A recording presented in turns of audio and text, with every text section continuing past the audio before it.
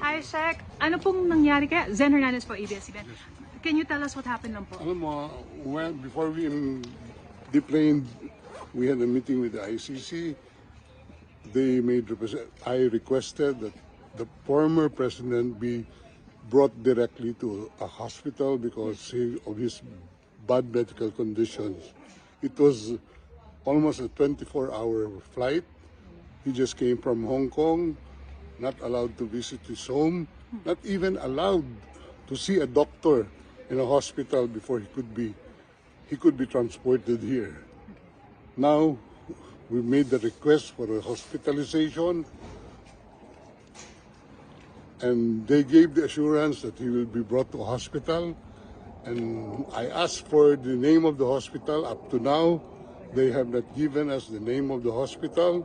So we took the position that he could have been brought here directly, and we are told that there is no President Duterte inside the facility. We are at a loss at this time, and lokohan na to. I think this is part of their grand plan, no? To kidnap the president, to extract the president from the Philippines, and brought to a jet without known destination. I was even forced to join the plane without any valid visa coming here.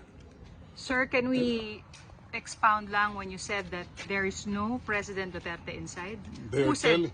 They're telling me that there is no Rodrigo R. Duterte inside this facility. Okay. But You requested for a visit today and it was approved, sir, right? we have requested the ICC for a visit because they do not disclose what hospital he was brought to, and we assume that he was brought here last night after the planing. That's all I can say as of the moment. Is it possible he is in a hospital somewhere? I hope he is in a hospital somewhere, but not in this facility. He is allowed, according to ICC regulations, any detainee is allowed to communicate. Has he communicated to any of you? None. Zero, sir. We don't have any opportunity. We don't know where he is right now. He doesn't have any. He doesn't even have his medicines with him.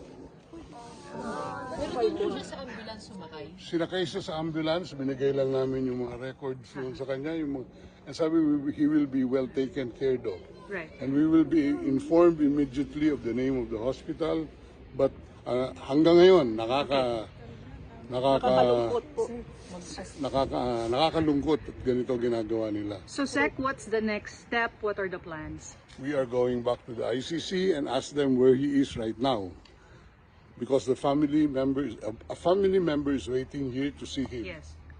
How is the Vice President? Well, she's waiting, Okay. and I would assume the president would want to see one of the members of this family at this So, point. Sec, the Vice President wants to see him. Is there a schedule for her visit now? That's what we are arranging, but we're at a loss where he is right now. Okay. So, how about you, sir? Alis muna pa ba kayo? Alis ako dito. Pinapalabas nga kami. Oh. Oh my God. Anong gusto nilang gawin? Mag-standby ako dito. Ang lamig-lamig. Ano po yung response nila sa inyo nung nag-request po kayo for a visit? Wala. Ayan. Wala daw, request for a visit dito. Wala daw ano dito. Walang preso by the name of President Rodrigo. Sir, hindi yan totoo kasi nandoon kami. Mamaya na. Pero sir, the embassy said that you're allowed a visit. Ano kayang pinagmumulan nun? Hindi. Ano yan? Right ng accused yan. Opo. To be by counsel. May schedule sila Thursday, so parang definite. I don't know with them. But Or it's- ako, as far as my understanding of the law is, he has the right to counsel at any time. And you're acting as the official. One of the counsel, and Okay. they don't even recognize my appearance here. Okay. Nasaan po si VP Sara? I don't know where she is right now.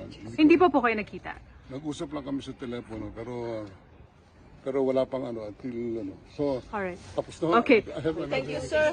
Thank you, sir.